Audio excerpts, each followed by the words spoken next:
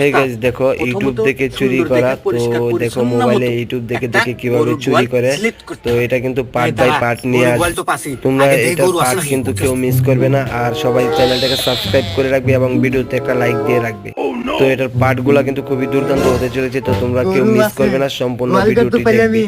এখন দেখ তারপর কি আছে।